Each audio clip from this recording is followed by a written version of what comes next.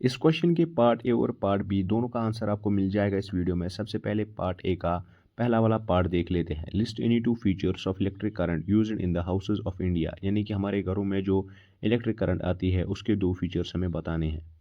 Part number 1 का जो answer है उसके 2 पॉइंट्स मैंने यहाँ पर लिख लिए हैं। पहला पॉइंट है उसमें से the electric current used in houses is AC, यानी कि हमारे घरों में जो करंट आती है वो अल्टरनेटिंग करंट होती है। दूसरा पॉइंट है इसका, जो अल्टरनेटिंग करंट होती है उसकी वोल्टेज जो होती है वो होती है 220 वोल्ट्स और उसकी फ्रीक्वेंसी होती है 50 हर्ट्ज। तो ये पहला पार्ट हुआ कंप्लीट। उसका दूसरा पार्ट कह रहा था कि डायरेक्ट करंट और अल्टरनेटिव करंट में डिफरेंस बताइए, दो डिफरेंसेस। तो सबसे पहले डिफरेंस जो है वो है डायरेक्ट करंट में फ्लो जो है वो खाली वन डायरेक्शन में होता है, यानी कि एक ही डायरेक्शन में करंट का फ्लो होता है। जबकि अल्टरनेटिंग करंट जो है एसी करंट, उसमें जो है डायरेक्शन चेंज होती है पीरियडिकली, यानी कि पहले ऐसे डायरेक्शन होती है, फिर ऐसे वापस डायरेक्शन होती है नीचे से, फिर एक और बार कुछ टाइम पीरियड के बाद वापस से ये वाली डायरेक्शन फिर से फॉलो होती है पीरियडिकली। ठीक। दूसरी डिफरेंस है हैज़ कांस्टेंट मैग्नीट्यूड, यानी कि डायरेक्ट करंट जो है उसका मैग्नीट्यूड कांस्टेंट हुआ है, आप देख सकते हैं यहाँ पर ग्राफ में भी। और अल्टरनेट करंट जो है उसका मैग्नीट्यूड चेंज होता है टाइम के साथ।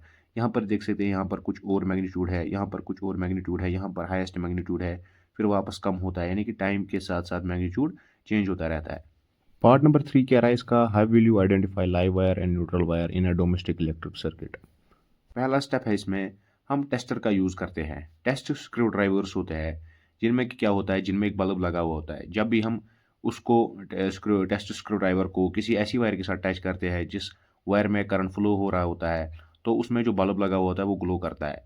और अगर हम उस टेस्ट स्क्रू ड्राइवर को कुछ ऐसी वायर्स के साथ टच करें जिनमें कि करंट फ्लो नहीं हो रहा होता है, जो कि न्यूट्रल वायर्स होती है, तो वो बल्ब ग्लो नहीं करता है। वही मैंने यहाँ पर लिखा है, यूज अ टेस्टर। और दूसरा स्टेप है इसमें, when the tester is touch to live wire the bulb inside the tester glows, and when touch to neutral wire tester does not glow.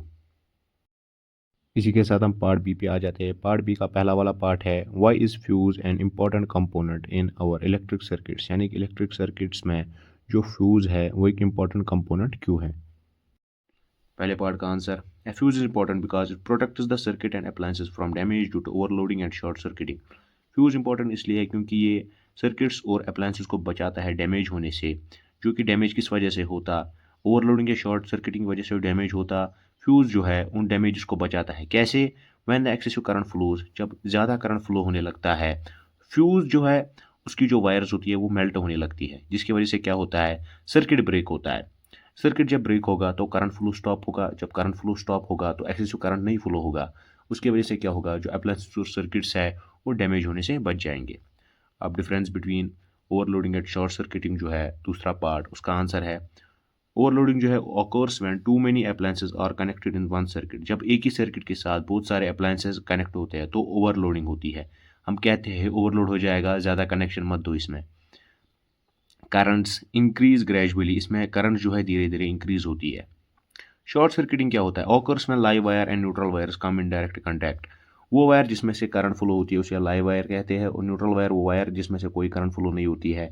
जब ये दो वायर्स आपस में डायरेक्ट कॉन्टैक्ट में आती है तब शॉर्ट सर्किट होता है। इसमें क्या होता है, इसमें sudden large amount current flows instantly, इसमें एक ही साथ एक ही टाइम पे अचानक से बहुत ज़्यादा करंट फ्लो होने लगती है, जिसकी वजह से शॉर्ट सर्किट होता है। तीसरा पार्ट, उसका आंसर जो है ये रहा, fuse wires are made up of materials that have low melting point and have high resistance. Fuse की जो वायर्स होती है वो उस मटेरियल से बनी होती है जिसका लो मेल्टिंग पॉइंट होता है और रेजिस्टेंस हाई होती है। क्यों?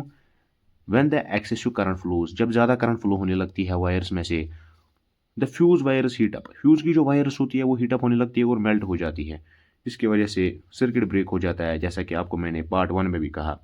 और वो प्रोटेक्ट करता है अप्लायंसेस को डैमेज होने से। अगर आपको ये वीडियो पसंद आया तो वीडियो को लाइक कीजिए, चैनल को सब्सक्राइब कीजिए और शेयर कीजिए अपने फ्रेंड्स के साथ जिन्होंने ये क्वेश्चन अटेम्प्ट किया था। Thank you so much.